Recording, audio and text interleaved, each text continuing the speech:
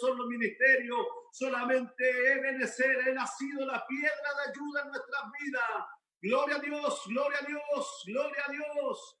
Aleluya. Maravilloso Jesús. Hemos cantado, hemos dado una oportunidad y ahora ha llegado el momento más importante en esta primera parte, el momento más importante de la bendita palabra. Vamos a dejar en esta plataforma, en esta línea online, al pastor evangelista Felipe Barraza con el tema Señales antes del fin y la apostasía. Lo recibimos con glorias para el Señor. Gloria a Dios, gloria a Dios. Aleluya, gloria a Dios. Bendito sea su nombre, maravilloso Jesús. Gloria a Dios. Gloria a Dios, gloria a Dios. Gloria al Señor para siempre. Amados hermanos, amada iglesia, a todos los que están ahí, forman parte de esta linda red ministerial, como bien decía, desde Alto Hospicio hasta Chiloé, a todos los que están conectados, a todos los que después verán las transmisiones, a nuestro querido pastor y obispo, se me fue el nombre, Nelson Aranguis, a todos los hermanos en Cristo, mi hermanito Marco Vega, que genera siempre el contacto, a todos en general, Dios les bendiga en gran manera. Cualquier cosa que suceda en cuanto a video y audio, ahí nos avisan de inmediato. Esperamos poder, con la gracia y la ayuda del Señor, poder transmitir de mejor forma el mensaje y la palabra. Ya habíamos tenido la oportunidad de estar a través de esta instancia de la red junto con el cuerpo de varones y ahora nuevamente se ha dado esta situación, así que lo agradezco de todo corazón el hecho de que nos consideren y nos hagan parte también de las temáticas que desean plantear. Dios añada bendición sobre su pueblo. Dios bendiga mucho a la iglesia, a todos los que generan este tiempo. Sé que en la casa es muy difícil generar instancias de privacidad a veces, para poder tener comunión, consagrarse, buscar el rostro del Señor. Por algo vamos al templo, por algo necesitamos estar en la iglesia. Pero a pesar de todo, los hermanos se generan el tiempo, se dan el espacio, le dicen a los demás, por favor, estas horas voy a estar aquí buscando el rostro del Señor, oyendo palabra, y qué lindo es poder saber que hay más de uno, dos o tres que están reunidos en el nombre del Señor, buscando de su palabra y de su presencia. Un abrazo fraterno, un abrazo cariñoso. Se les extraña bastante y aquí estamos una vez más con esto tan lindo que es la palabra del Señor. Amén. Así que, habiéndonos saludado, nos abrazamos por la fe, nos bendecimos a la distancia y vamos entonces de lleno a la palabra del Señor. El texto lo encontramos en Segunda de Tesalonicenses, en el capítulo 2, versículo 3. Segunda de Tesalonicenses, capítulo 2, verso 3.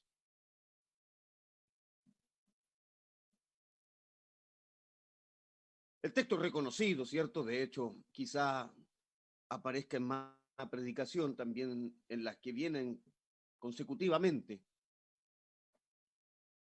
La segunda carta del apóstol Pablo a la iglesia en Tesalónica, en el capítulo 2, versículo 3. Dice así: en el nombre de nuestro Dios, que es Padre, Hijo y Espíritu Santo. Amén, amén. Nadie os engañe en ninguna manera, porque no vendrá, refiriéndose al Señor, sin que antes venga la apostasía y se manifieste el hombre de pecado, el hijo de perdición.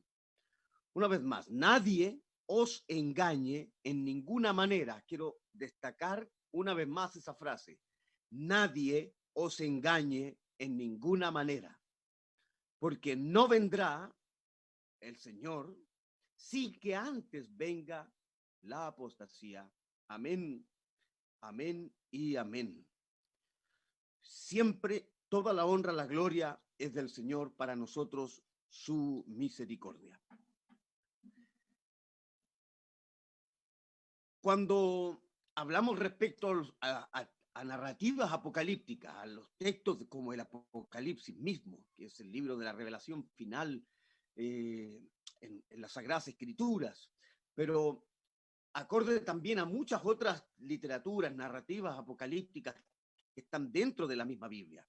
Sabemos que el estudio de ella no es algo sencillo, no es algo que se pueda comprender, asimilar a una simple y primera instancia lectora. No, requiere cierto tipo de profundidad y de un conocimiento previo, también de todo el contexto del Antiguo Testamento, para poder entender también las referencias apocalípticas o escatológicas que se mencionan en el Nuevo Testamento.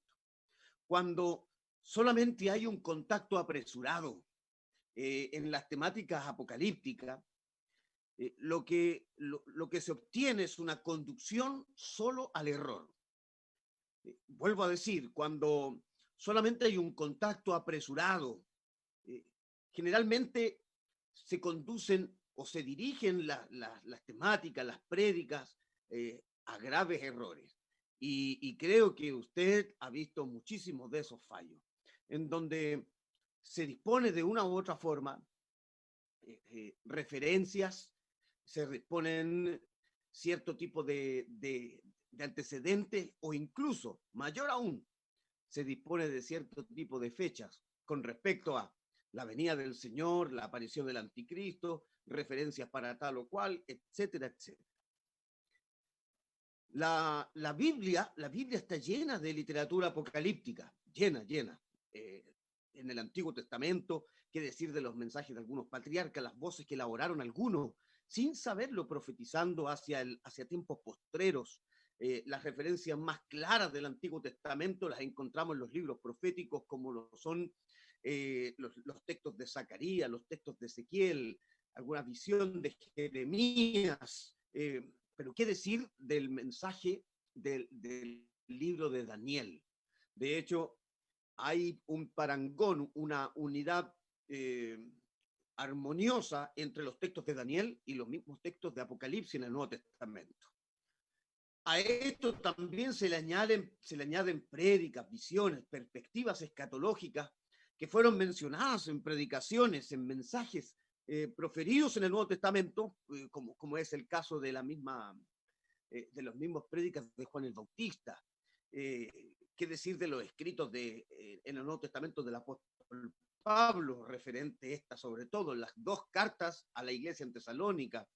La visión de Pablo, la visión de Pedro respecto a los días finales, la misma visión de Judas, la literatura joánica, la primera, segunda, tercera de Juan, el propio evangelio de Juan, las palabras mencionadas en el texto del libro de los Hechos, y qué más decir de las palabras de nuestro Señor Jesucristo, en lo que se plantean como el mensaje apocalíptico en los sinópticos, que se unen, ¿cierto? Mateo capítulo 24, Marcos capítulo 13 y Lucas capítulo 21, que hacen estas referencias respecto a la voz misma del Señor con respecto a los últimos días. Lo interesante de cada uno de estos planteamientos escatológicos, todos ellos, es que siempre ponen de relieve la exacta, gloriosa y absoluta soberanía de Dios y del Cordero. Cuando se dictaminaron las pautas para observar qué libros tenían canosidad, qué libros podían ser admitidos dentro del canon sagrado, uno de estos valores y referentes entre tantos que hubieron, justamente tenía que ver cómo los textos ponen de relieve, cómo exaltan, cómo nombran, cómo disponen la soberanía absoluta de Dios y, por supuesto, del Cordero de Jesucristo. Si no, se transforman solamente en meras especulaciones. Y ustedes saben que hay libros apocalípticos por montones, apócrifos, pseudo-cristianos. Está el Apocalipsis de Pedro, hay cierto también Apocalipsis de Tomás, hay mensajes apocalípticos también en textos hebreos, como uno que se menciona, Baruch y el dragón, etcétera, etcétera. Hay bastante literatura apocalíptica, pero no todos ponen de relieve esta instancia magnánima de la soberanía absoluta de Dios. Es decir, que todo lo que ocurre, todo lo que ocurrió, y por supuesto, todo lo que ocurrirá, no forma parte de algo improvisado, de algo que salió por salir, no. todo pertenece y todo se mueve conforme al designio absoluto de la voluntad de Dios. Todo lo que se ve en el mundo, por más que se observe sin control, por más que se vea que todo está descontrolado y perdido, no, en realidad todo se mueve de acuerdo a la presencia y a la determinación divina, pues Dios tiene establecido todos los tiempos, aleluya, y todos los sucesos en todas las edades. Amén. Si hubiésemos estado en vivo, habría escuchado un fuerte amén. Pero, gloria a Dios. Así es. Dios tiene todo predeterminado. A Dios no hay algo que le sorprenda. A Dios no hay algo que se le disponga así como, oh, ¿y esto cómo llegó a suceder? No. Dios tiene todo bajo control. Y qué linda y gloriosa premisa es esa. Dios tiene siempre todo bajo control. En Dios, y por lógica misma, en su palabra, no hay lugar a dudas, no hay espacio a la incertidumbre, porque todo camina regulado según el perfecto designio divino. Amén. Como iglesia, como cuerpo de Cristo, sabemos que nosotros vamos bien encaminados. Sí, porque entendemos ahora cuál es el propósito y el plan de Dios para los suyos. Por lo tanto, aún que observamos un mundo sin control y observamos un mundo perdido, nosotros tenemos un rumbo fijo. Tenemos un camino, aleluya, ya transitado y por el cual seguimos avanzando y vemos cada día y cada vez más cerca la meta ante nuestros ojos. Por lo tanto, qué lindo saber esto como premisa. Dios tiene todo bajo control y que la literatura que tenemos, escatológica, apocalíptica en la Biblia, es completamente certera, pues Dios no anda a la chunte, Dios no anda lanzando dardos a ver si este puede caer en el centro. Dios no está jugando a algún sistema de puntería a ver si este le acertó o no le acertó. Dios nunca habló a la ligera ni hace mención de textos a la ligera. Su palabra es precisa, su voz es precisa, su voz es histórica. Su voz, aleluya, marca la historia, su voz marca, aleluya, los acontecimientos. Sí, amén. Por lo mismo es que ahora podemos observar que el panorama escatológico, apocalíptico, profético en las Escrituras ha avanzado y con seguridad, con una seguridad mucho más potente que la de nuestros hermanos, pastores y siervos de hace unos 30, 40 o 50 años atrás, que hablaban con tanta potencia, con tanta vehemencia sobre el retorno de Cristo. Hoy más que nunca, nosotros podemos decirlo con certeza, la venida está a sus puertas. Cristo viene pronto. Hoy más que nunca, el saludo, la despedida y el grito de la iglesia, Maranata, se hace vigente. Hoy más que nunca podemos decir con seguridad que estamos viviendo días finales y que Cristo está, aleluya, a portes de venir por su iglesia. Cristo vive y reina. ¿Cómo lo podemos decir con tanta seguridad? Hay hechos que han sido concretos, bíblicos mencionados con respecto a lo mismo. Sabemos que desde el 14 de mayo del año 1948, Israel se convirtió en nación, a pesar de que tenía todo en contra. De hecho, a la época, a los años, la visión, el panorámica que tenían los árabes respecto a Israel y que se ha mantenido hasta el día de hoy, y si no me equivoco, en el año 2003, el mismo presidente de Irán volvió a repetir este concepto de que Israel es un cáncer que debe ser exterminado del planeta. En esa misma época, Israel se establece, de acuerdo a la resolución número 181 de las Naciones Unidas, el 14 de mayo de 1948, como Estado. Israel vuelve a ser nación. Muchos recibieron la pasantía para volver del extranjero, de otros lugares, a la tierra natal de sus padres, para cumplir la palabra profética dada, aleluya, por el profeta Isaías, cuando mencionó y dijo, ¿podrá concebir la tierra en una sola vez? ¿Podrá dar a luz? ¿Podrá gestar? ¿Podrá haber un nacimiento de una nación? Estoy citando Isaías capítulo 66, versículo 8. ¿Concebirá la tierra en un día? ¿Nacerá una nación de una sola vez? Por supuesto que sí. En las manos del Señor la posibilidad es infinita, porque el Dios que adoramos y servimos es un Dios de las infinitas posibilidades. Aleluya.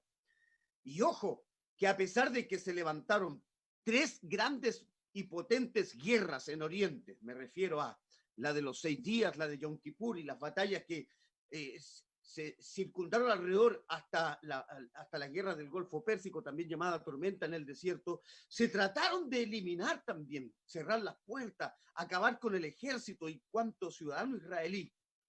Pero el año 2018, el 14 de mayo de 2018, Israel cumplió 70 años. Otra palabra profética cumplida dada por Jeremías, y de hecho el mismo primer ministro Benjamin Netanyahu dijo hoy, en esa fecha, el 14 de mayo de 2018, hoy Israel ha cumplido 2 profecías, la de Jeremías y la de Ezequiel, la del Valle de los Huesos Secos. El mismo primer ministro israelí ante los micrófonos de todo el mundo señaló el cumplimiento profético y exacto de la palabra. ¿Y qué más decir?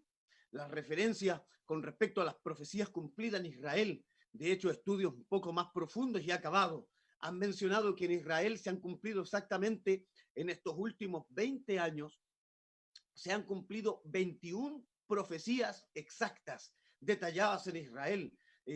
Les queda así como para que les dé el hambre. Israel se ha vuelto productor de leche y de miel a nivel mundial. Se cultivan peces en el desierto, tal cual como lo cita el profeta Ezequiel. El mismo desierto ha reverdecido y de hecho en la zona y para el oriente mismo, Israel se ha convertido en un exportador de frutas y verduras, los que cultivan y cosechan en el mismo desierto. ¿Cómo? Por un extraordinario manejo del agua. Las profecías de Jeremías y Ezequiel con respecto a que brotarían aguas en el desierto, que los caudales y los manantiales aparecerán. Solamente es cosa de que googleen en YouTube. Ríos nacen en Israel y aparecerán videos de cómo el agua brota por circunstancias inéditas. El mismo estanque de Siloé, que había estado seco por más de 70 generaciones en estos últimos 20 años, volvió a surgir un manantial que ha vertido y nutrido de agua el sector. ¿Y qué decir de las profecías respecto a los mismos contextos apocalípticos, como la sequía que está afectando al tremendo y gran río Éufrates? Y está escrito que el gran río Éufrates debiera secarse en los postreros días para el paso de un ejército sobre ese sector. Todo, absolutamente todo, está entrando en un plan glorioso.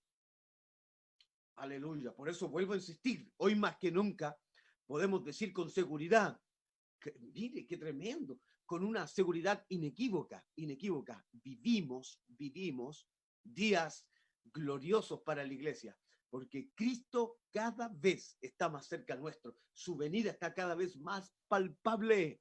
Aleluya.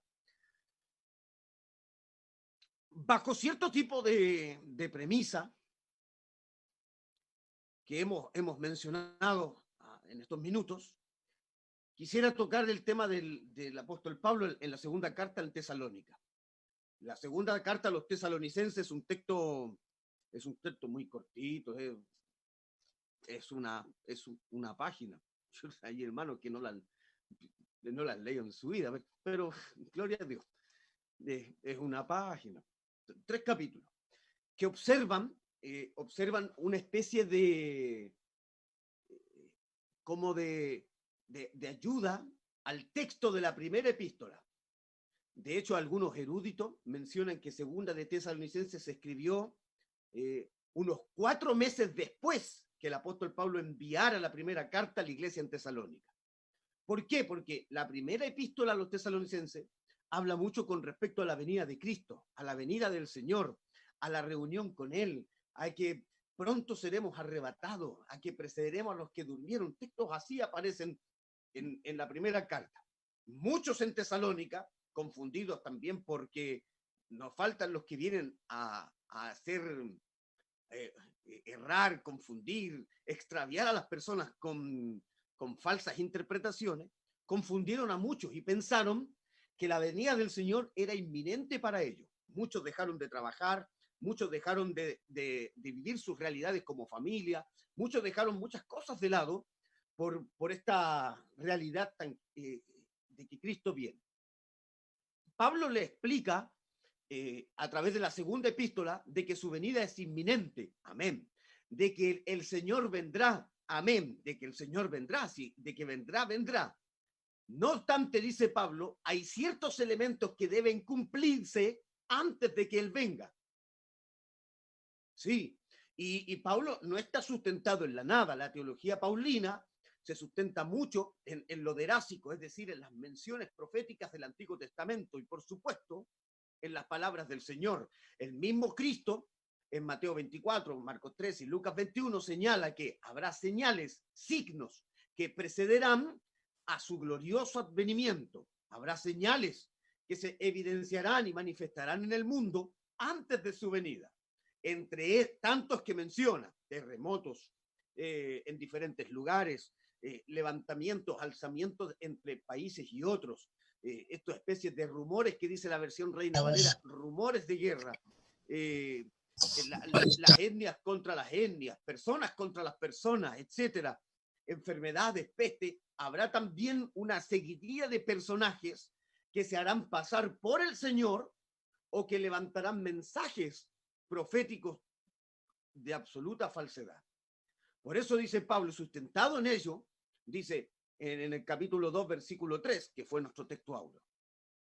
Nadie os engañe, en primer lugar, nadie os engañe, nadie, ninguno de los que está y forma parte de la recepción de esta carta, y ahora por el Espíritu a todos los que estamos presentes, nadie os engañe, porque el Señor no vendrá sin que antes existan este tipo de evidencia. De entre tantos que pudo destacar el apóstol, menciona dos, que es la referencia a la cual él contata todo el texto narrativo en su segunda carta. Menciona dos, que él considera, principalmente por la época también que él vive, considera muy peligrosos para la iglesia, muy peligrosos para la cristiandad. El primero de ellos, y es del cual daremos, nadie os engañe de ninguna manera, porque no vendrá sin que antes venga. El texto griego habla de una aparición, de un darse a conocer, de un ser revelada, la apostasía. No vendrá sin que antes venga la apostasía. Este término es tremendo porque como sustantivo, apostasía, solo aparece una vez en toda la Escritura y en el Nuevo Testamento. Pero como acción, como verbo, apostatar, aparece varias veces, incluyendo en el Antiguo Testamento. Si no es explícitamente con la palabra apostatar, aparece implícitamente a través del acto, porque todos sabemos que Salomón terminó apostatando, que el rey Saúl, en cuanto a sus principios, también termina apostatando.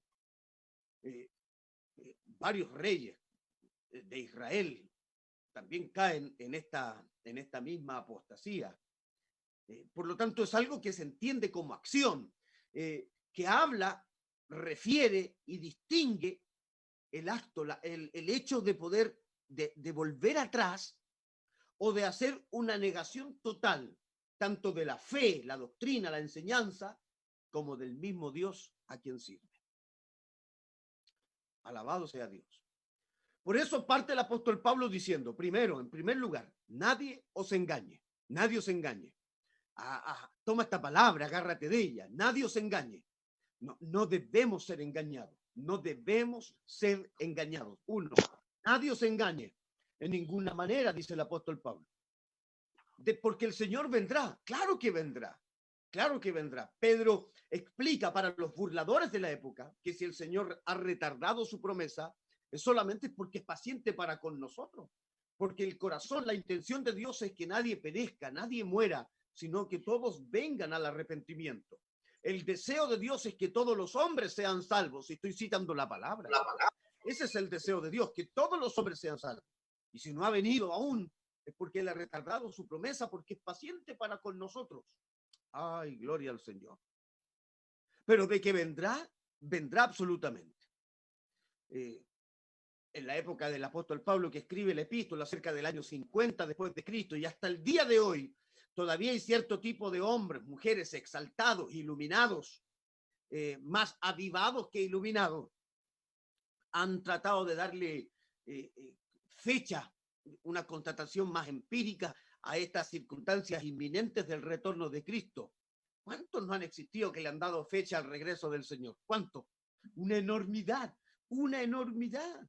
Tengo yo, por ejemplo, la gran fecha del 22 de octubre de 1844. 22 de octubre de 1844.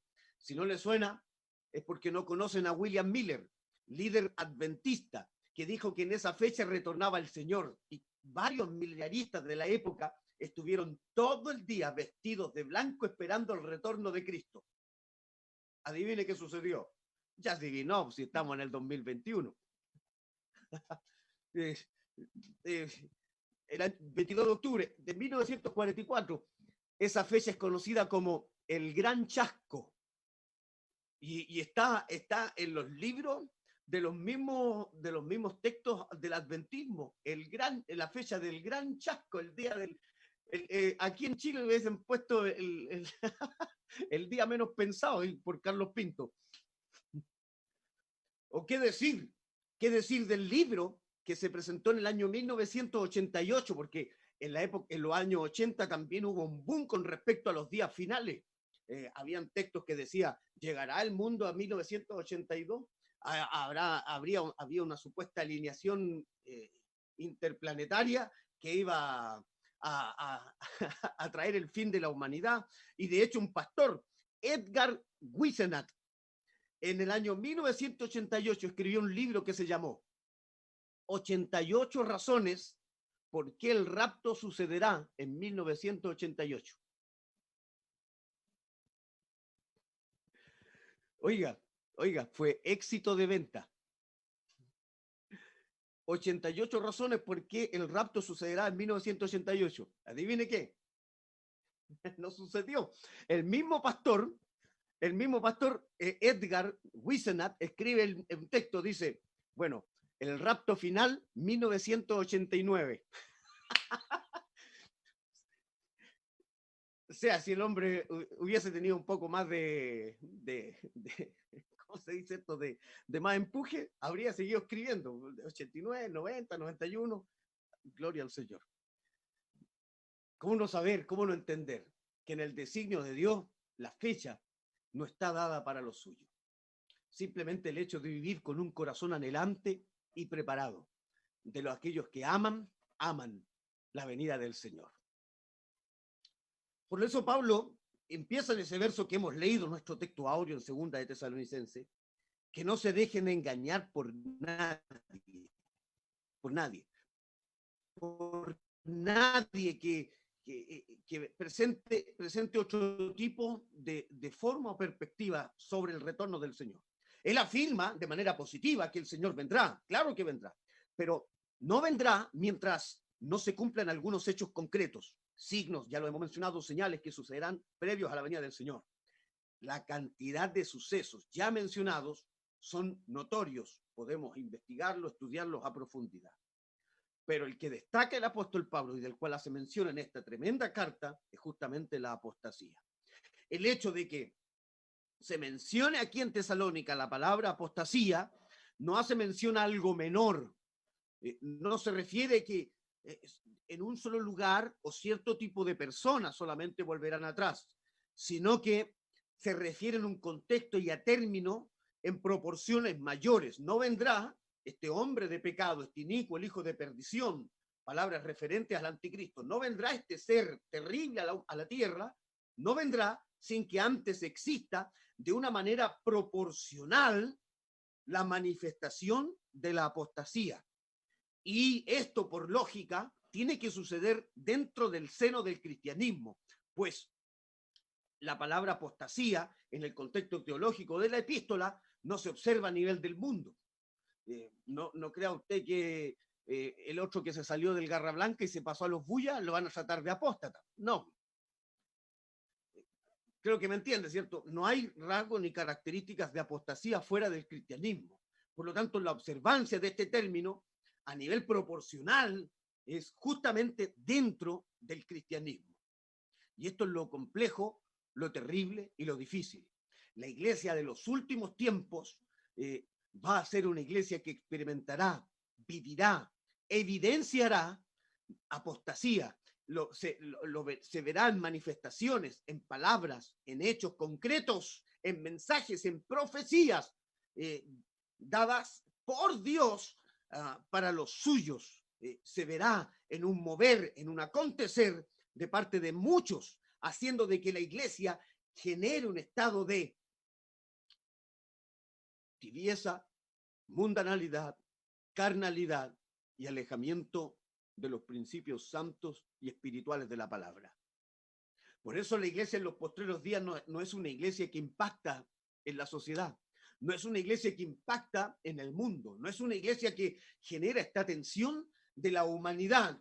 Hablo a nivel general, gloria a Dios por aún las iglesias, por más pequeñas que sean los ministerios, que se esfuerzan por vivir la fe, que predican de la santidad, que se consagran y buscan a Dios y terminan impactando el entorno más cercano a ellos. Gloria a Dios por esas iglesias, esos hermanos, esos fieles creyentes que viven la fe e impactan a su alrededor. Pero en rasgos generales, en contexto general, la iglesia no es una iglesia que impacta, justamente porque comenzará a crecer tal como un cáncer de su interior estos niveles de apostasía. Ay, gloria a Dios.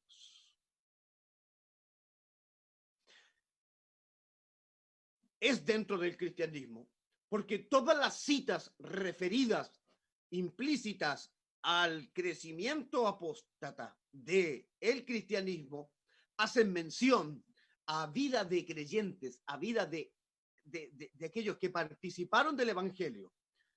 Observe bien, en 2 de Timoteo capítulo 3, versículo 5, se nos dice sobre el carácter de los hombres que estos tendrán justamente apariencia de piedad. Tendrán apariencia de piedad, pero por supuesto negarán totalmente la eficacia de ella. La Nueva Traducción Viviente, esa misma palabra la traduce diciendo, actuarán como religiosos. Estoy citando 2 de Timoteo 3:5. Actuarán como religiosos, pero rechazarán el único poder capaz de hacerlos obedientes a Dios. Interesante. La palabra de Dios para todos, 2 de Timoteo 3:5, dice de esta forma: parecerán ser religiosos o espirituales, pero con su manera de vivir demostrarán que en realidad rechazan servir a Dios. Y señala, punto, no te metas con esa gente. Es terrible observar que los primeros rasgos apostáticos que se manifestarán dentro será con gente que aparentará, es decir, su vida será solamente un cinismo. Su ser como miembro, parte del liderazgo o de una iglesia será solamente un acto hipócrita para obtener de aquel lugar cierto tipo de referencias, poder, autoridad o beneficio. Pero no porque tenga una sincera y auténtica búsqueda por Dios o porque ella se haya acercado a un auténtico arrepentimiento. Hay mucha gente que ha llegado al liderazgo eclesiástico de muchas congregaciones, no solo en Chile, sino a nivel mundial, justamente porque le ha sido un buen negocio, le ha sido un buen salario, le ha sido un buen lugar para cimentar sus economías, le ha ayudado en cuanto a su favor en su estatus social, pero no porque hayan tenido un corazón arrepentido delante del Señor. Parecen religiosos, tienen apariencia de piedad, hablan de Dios, predican de Dios, enseñan de Dios, pero su vida no da ejemplo, no da luces con tener a Dios dentro del corazón y del alma. En Primera de Timoteo capítulo 4,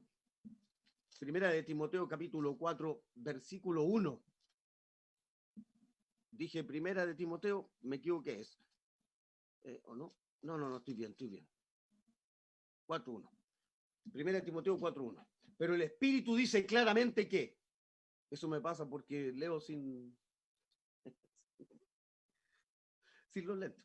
Pero el Espíritu dice claramente que en los postreros tiempos, algunos, la acción, apostatarán de la fe, escuchando a espíritus engañadores y a doctrina de demonios. Pero ojo esto, y ya lo daremos también alguna seña. Dice, por la hipocresía de mentirosos, por la hipocresía, tendrán apariencia de piedad, aparentarán ser, y ojo la palabra que ocupa, la hipocresía. Qué lindo es saber y conocer a personas auténticas. Claro que es cierto. Qué lindo es saber y conocer a personas que son auténticas, que no cambian dentro o fuera de la iglesia, líderes que se mantienen de la misma forma. Ay, gloria al Señor, que no tienen realidades ocultas a la espalda, que no tienen matrimonio y parejas escondidos atrás. No, que son transparentes. Aleluya, que les conocemos su familia, su matrimonio, su hogar, su entorno, su realidad, su congregación. Aleluya, su vida. No es solo alguien que hable lindo de Dios. Tenemos que ver también cuál es su ejemplo, cuál es su vida, cuál es su entorno, cuál es su realidad. Y hoy más que nunca hay que considerar aquella situación, porque hay muchos que parecen ser, pero en realidad no lo son. Frente al mismo versículo, 1 Timoteo 4, verso 1, los mismos términos de apostasía se vinculan con dos palabras: espíritus engañadores y doctrina de demonios. Obviamente, estos dos elementos se mueven en ámbitos cristianos. Espíritus engañadores que tratan de seducir, que tratan de ilusionar, tal cual como un mago, tal cual como un ilusionista, tratan de encantar con sus cuentos, con sus fábulas, con sus mentiras, el corazón de muchos creyentes. Recuerde que este nivel de engaño en los postreros días será a tal forma y a tal nivel en días del anticristo que hará engañar incluso a los escogidos. Doctrina de demonios. Esto, vuelvo a insistir, todo lo que el apóstol Pablo viene diciendo concuerda lógicamente con la prédica escatológica del Señor Jesús, donde señala esta oposición que se levantará en la misma cristiandad, en la misma iglesia, dentro de los mismos mensajes. Se harán pasar por él mismo. Él dijo, van a venir muchos en mi nombre, se harán pasar por él mismo. Habrá muchos que dirán, yo soy el Cristo. Otros dirán, allá está, aquí está, lo señalarán en diferentes oportunidades y lugares. Habrá solamente falsos mesías y habrá también falsos profetas. Palabras del Señor. El investigador y académico Matthew Henry, el término apostasía también lo traduce por rebelión, porque justamente lo que producen espíritus engañadores, doctrinas de demonios, es una rebelión contra el designio santo de Dios. ¿Acaso no fue el mensaje de la serpiente en el jardín, en el texto de Génesis, una rebelión contra el mandato divino? ¿Acaso no le presenta a un nivel de rebelión la interpretación de los textos al Señor al decirle, sube al pináculo y lánzate porque escrito está? Citándole el Salmo 91 al pie de la letra, pero con una interpretación muy ilógica, muy fuera y sacada del contexto. Así también estos presentarán como espíritus engañadores doctrinas satánicas que traen, por supuesto, una rebelión del corazón del hombre hacia el designio santo de Dios. Entonces, previo a la venida del Señor, entendiendo de que ya hay una cantidad de señales que hacen y nos dicen sobre el inminente retorno de Cristo, previo habrá en cantidad proporcional, así monumental, habrá apostasía en el cristianismo. Un levantamiento de rebelión contra la palabra, contra el mensaje, contra Dios mismo, contra todo aquello que es santo, contra todo aquello que es moralmente puro. contra todo aquello que es ético. En fin, la apostasía quiere atacar tres verdades. Una, por supuesto, que es la verdad. Dos, la fe. Y tercero, la doctrina. Por eso, ¿qué es lo que vemos en el mensaje del Señor? Lucas capítulo 18, verso 8. Cuando el Hijo del Hombre venga, ¿hallará fe en la tierra? La apostasía afectará de tal manera la vida de tantos creyentes que estos no menguarán en la fe, estos retrocederán en la fe si es que no le dan la espalda a la fe. Con respecto a la verdad, me gusta la mención que el apóstol Pablo hace en 2 de Timoteo 3:8, que así como Janes y Jambres, estos dos brujos pitonizos, agoreros de Egipto, le hicieron lucha, obstáculo a Moisés, aleluya, así también dice Pablo, 2 de Timoteo 3:8, así también, de esta misma forma, habrá hombres que se opondrán a la verdad, hombres de mente, aleluya, depravada, estoy citando la Biblia, reprobados en lo, eso es lo que se dirá, y quiere decir de la doctrina, que es lo que más ha sido tocado, afectado, aleluya, y acomodado de acuerdo a la visión particular de cada predicador en estos últimos días. Hoy día mismo se puede señalar y decir que la Biblia no es la única fuente de revelación. ¿Qué decir? Eso lo dijo el señor Guillermo Maldonado. No lo va a decir pastor ni apóstol, que esos dos le quedan caros, ni para portero de la iglesia le alcanza. Pero quiere decir que, ¿cómo se le ocurre decir que la Biblia no es única fuente de revelación? Queriendo decir de que él también es fuente de revelación, es decir, que cierra la Biblia. ¿Por qué? Porque Dios también le revela a este hombre lo que va.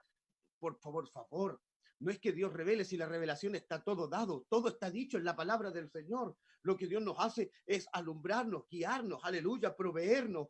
Oh, gloria a Dios, de la interpretación de lo que dice la palabra, de los textos, de cómo la palabra me habla mi vida, de cómo podemos vivir con el ejemplo, aleluya, de las escrituras, etcétera, etcétera. Pero la única fuente de revelación divina es la palabra de Dios, y no hay más que eso. Gloria al Señor. Usted dice, ¿y a mí qué me importa lo que dice Guillermo Maldonado? Ojo, que si usted pone en YouTube Guillermo Maldonado, apóstol al infinito, las naciones y más allá, pone Guillermo Maldonado en YouTube, yo lo busqué, tiene 399,000 suscriptores. Échele un ojo a ver cuántos tiene el ministerio suyo. Échele un ojo cuántos suscriptores tiene un ministerio que profesa palabra sana, con 100, 200, y la familia ya le sumó varios. Si es que el mismo pastor no se creó varios correos para suscribirse varias veces. Guillermo Maldonado, 399,000 suscriptores. Ojo, que está al nivel de los grandes cantantes latinoamericanos. Estamos hablando de una cantidad de gente impresionante, porque a eso se le suman familias, hogares, etcétera, etcétera. Hoy día se niegan las doctrinas elementales y esenciales de la Escritura. Decir infierno hoy día es casi una ofensa. De hecho, hoy día, con fecha de 28 de julio, del año 2020, el pastor Rodolfo González, escuchen, a mí me llamó la atención porque pertenece al Movimiento Misionero Mundial. El pastor Rodolfo González del Movimiento Misionero Mundial, 28 de julio 2020, usted lo googlee, no, ahora sí, aquí está él señala y dice que Jesús no es Dios, así de simple.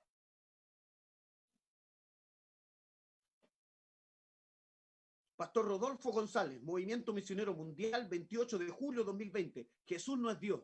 O sea, Filipenses capítulo 2, versículos 6 al 11, queda en el bolsillo de él.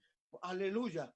Porque el que no consideró ser igual a Dios como cosa que aferrarse, sino que se despojó de sí mismo, aleluya, tomando forma de siervo, hecho semejante a los hombres, y estando en condición de hombre, se hizo, aleluya, obediente al Padre hasta llegar a la muerte de cruz. Aleluya. Él fue exaltado hasta lo sumo. Y su nombre fue puesto sobre todo nombre, para que en el nombre de Jesús, aleluya, escúchenlo bien, Pastor Rodolfo González, para que en el nombre de Jesús se doble toda rodilla de los que están en el cielo, en la tierra y debajo de la tierra, y toda lengua un día confesará que Jesucristo es el Señor, para la gloria de Dios el Padre. Hoy día se dice que el Espíritu Santo es señora, y de hecho hay un pastor re loco que le canta a la señora del Espíritu: señora del Espíritu.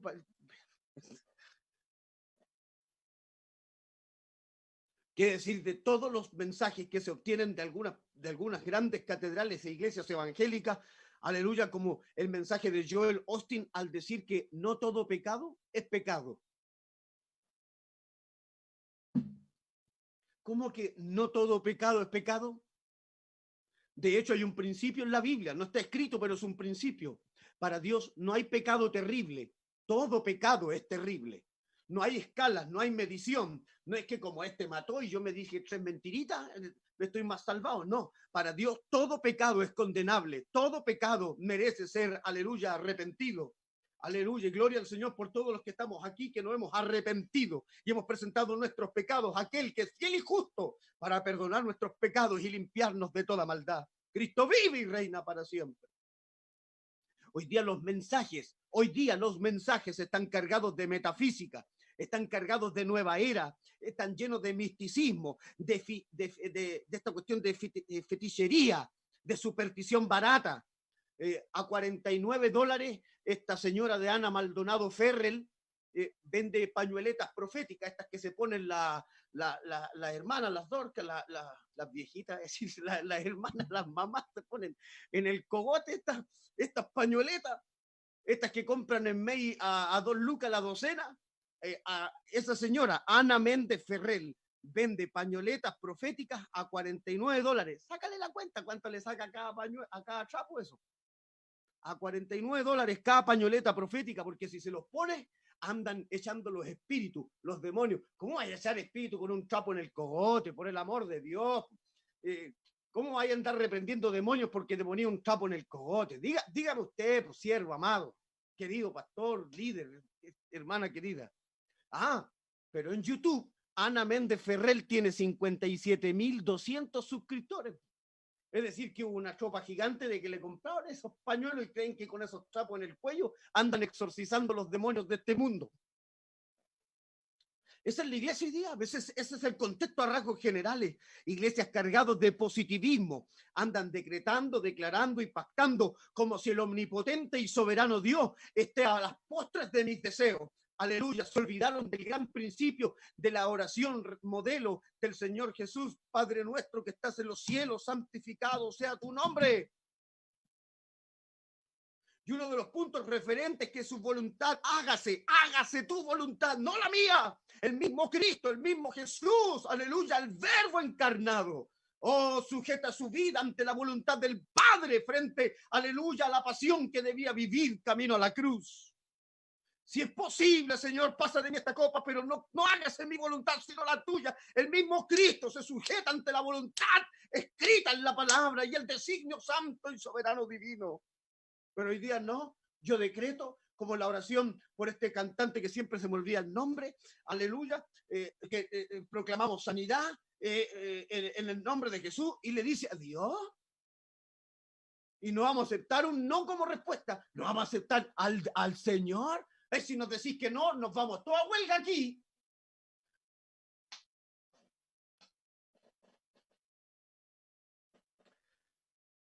Cambiaron la doctrina, ya estoy por terminar. Ayer, hermano Marquitos Vega, en el YouTube donde predicamos con mi papá, 3 veces me cerraron la transmisión YouTube. Me cerraron la transmisión 3 veces.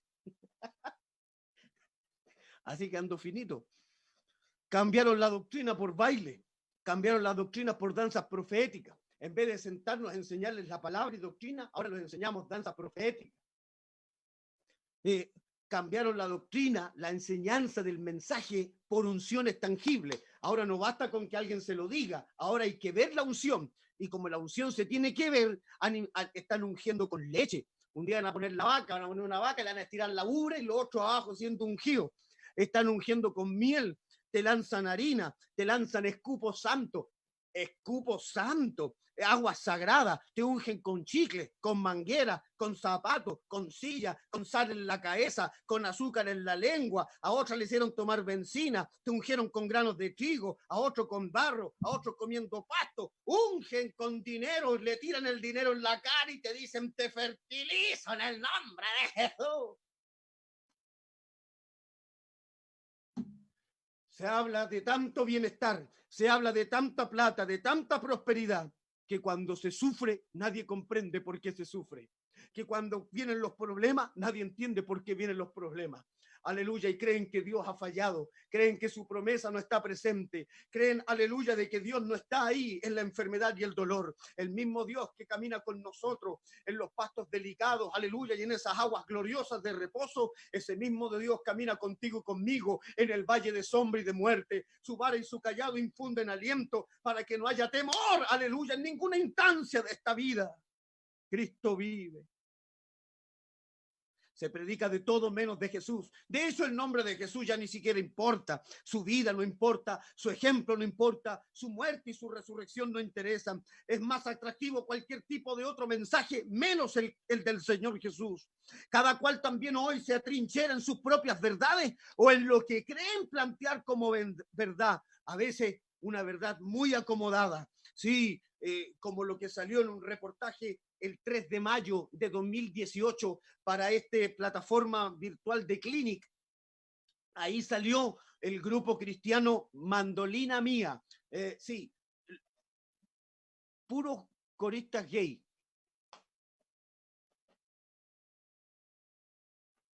¿Qué le parece? Y orgullosos de ser evangélicos. Y que están organizando ese grupo Mandolina Mía, tienen video en YouTube, tienen seguidores y varios otros que tienen esta, ¿cómo le digo? Sin usar peyorativo, antes que nos cierren este canal, aleluya, que vienen 2 pastores más. Siguiendo esas líneas bien nefastas, obispos luteranos, anglicanos, en el año 2013, declarados abiertamente gay. De ahí en adelante se ungen en Estados Unidos y en varios países en Europa, se ungen obispos homosexuales. De hecho, lo invito a leer el post que se llama "Soy Sergio, soy gay y soy pastor evangélico". Así tal cual. Soy Sergio, soy gay y soy pastor evangélico. Podría señalar tantos más. Pero vemos lo que vemos justamente porque estamos caminando en medio de un ambiente de apostasía. Y qué linda esta instancia, en donde se enseña la verdad, en donde se predica la palabra. Aleluya, hay muchos que se incomodan, hay gente que se molesta, hay varios que cierran el canal y deben estar comentando, aleluya, malas formas, porque no les gusta esa palabra, no les gusta el mensaje. ¿Acaso queréis vosotros iros? Les dijo el maestro a sus discípulos, váyanse con la multitud. Les gustan los puros panes, los peces, aleluya, les gusta el espectáculo de ver cómo los muertos se levantan, pero cuando la palabra trata con el carácter, con la voluntad, con el pecado que hay en mí, aleluya, la gente se aleja del Señor. Oh, gloria a Dios.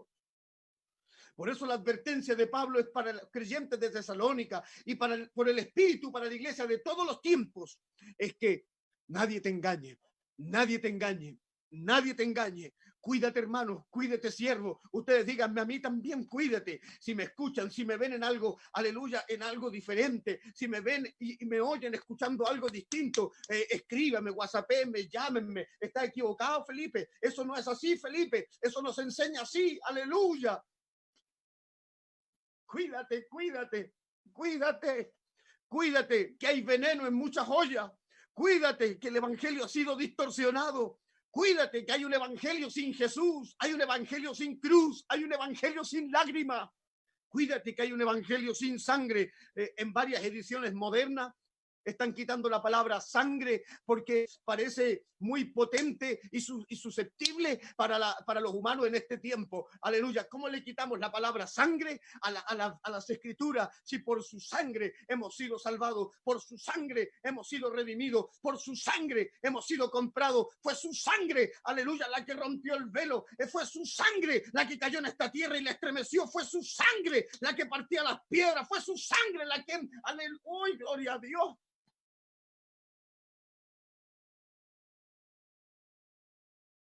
Como los de Esmirna, que son sinagoga de Satanás, son, aleluya, como los de Pérgamo, que retienen la doctrina de Balaam, que han traído conducta idolátrica y fornicaria a la iglesia. Por eso hay pastores adúlteros, líderes adúlteros, fornicarios, aleluya, y sucios en los altares, hablando palabras con pureza, pero no tienen moralidad ni testimonio para retener ni vivir el mensaje tal cual como el Señor. O los rostros de aquellos santos mártires que murieron, aleluya, resplandeciendo como ángel delante de sus inquisidores.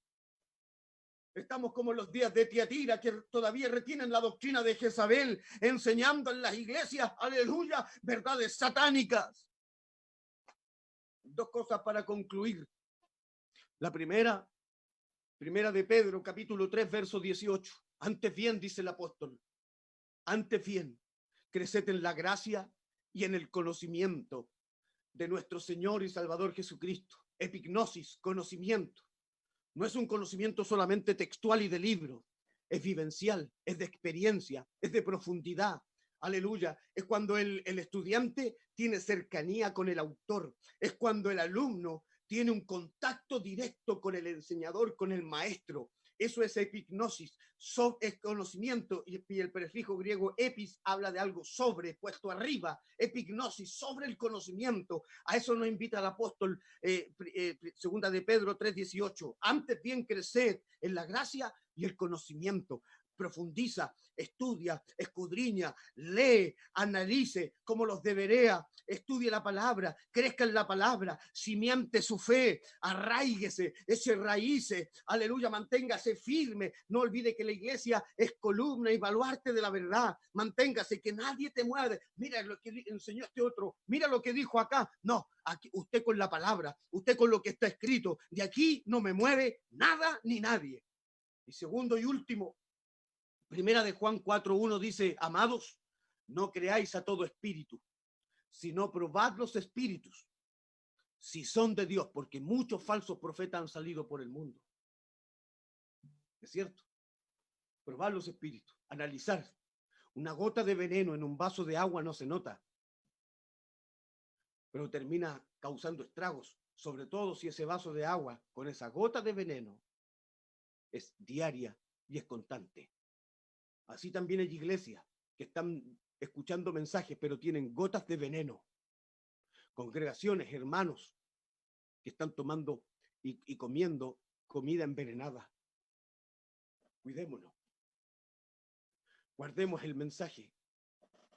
Vivamos la palabra. Son días difíciles para la fe, claro que sí. Son días difíciles para el evangelio, claro que sí. Porque un movimiento terrible y apóstata camina por el mundo. Antes se nos decía, antes de orar, antes se nos decía que vendrán de manera encubierta, ¿cierto? Vendrán como ovejas, lobos disfrazados de ovejas. Así vendrán escondidos. Hoy no están escondidos. Hoy no están enseñando así a escondidas. Los suben al internet, a las plataformas, a las redes sociales. Y la pregunta es, ¿qué está consumiendo el pueblo de Dios? ¿Qué está consumiendo la iglesia? ¿Cuál es su alimento? Ahí donde está, por favor, oremos al Señor. Pero lo quiero motivar. Aleluya. Motivar a estudiar la palabra, a profundizarse en ella, a hacer como los debería, no andar diciéndole amén a todo, sino investigar. Aleluya. Y a señalarle a cuánto amigo, hermano nuestro, estás equivocado, estás en lo incierto, estás yendo al error. Hace unos meses atrás hablaba con un amigo, no muy cercano, pero amigo. estaba yendo a estas cuestiones de los encuentros, a estas cosas del G12, que hay lugares en el sur, especialmente por el sector del Maule, Talca, también que son muy grandes. Yo le señalaba, le daba los puntos. Esto es aquí, esto es acá, esto de esta forma. No había manera, más duro que un testigo de Jehová. No había forma. No había manera de hacerle entender. De ahí cuando leía el texto, leo que el Señor los termina entregando a muchos a la mentira. Prefirieron el engaño. A veces nos va a tocar llorar y sufrir. A veces van a tocar cosas muy difíciles. Pero no por eso vamos a cambiar el mensaje. No por eso vamos a cambiar la palabra. Ni menos al Dios de la palabra. Señor, ya han transcurrido los minutos. El tiempo ha pasado, Padre. Y en este día que sea destinado para ti, a través de este cuerpo de varones, aleluya, para estudiar la palabra, para profundizar en ella, Señor. Vendrán 2 temáticas más que también, Señor, serán inspiradas y presentadas por el poder y el fuego de tu Espíritu. Sí, Dios mío, es el tiempo que nos ha tocado vivir. Apostasía. Hay mentiras, Señor, que corren como verdades. Hay palabras, Señor, que son presentadas, aleluya, como justas y buenas. Hay hombres y mujeres, Señor, aleluya, que solamente por el bien económico han transado, han vendido. Hombres que de sus propios labios han dicho, aleluya, esto es un negocio. Otros que han dicho, aleluya, voy a cantar canciones mundanas. Otros que han dicho, aleluya, de sus propios labios, ay, santo Dios, la fe solamente es un fin.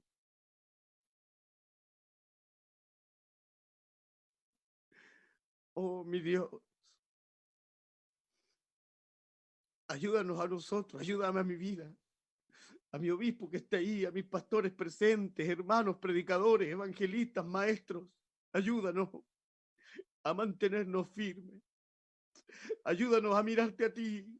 Ayúdanos a preservar, Señor, la fe. Ayúdanos, Señor. Ahora entendemos por qué tanta advertencia y tanta palabra, Padre. Aleluya. Retén lo que tienes, retén lo que tienes.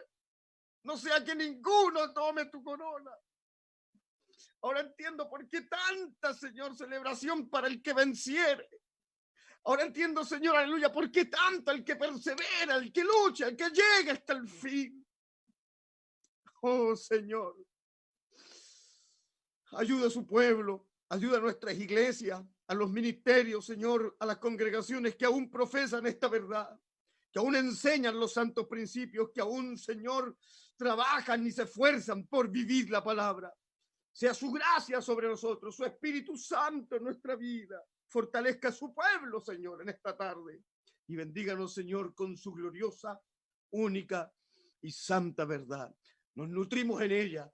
Y sé que con esta palabra enfermos son sanados, las vidas son confortadas. Aleluya, los corazones son restituidos y el alma es alentada. Somos bendecidos al saber también que tu venida está tan cerca. Gracias, Padre. Gracias, Hijo. Gracias, Espíritu Santo. Somos bendecidos. Amén, amén y amén. Gloria a Dios, gloria a Dios, gloria a Dios para siempre. Mi obispo Nelson Arangue, su esposita, sus hijos, mi hermanito Marquitos Vega, a todos en general, un abrazo gigante. Dios les bendiga mucho. Gracias por esta linda oportunidad.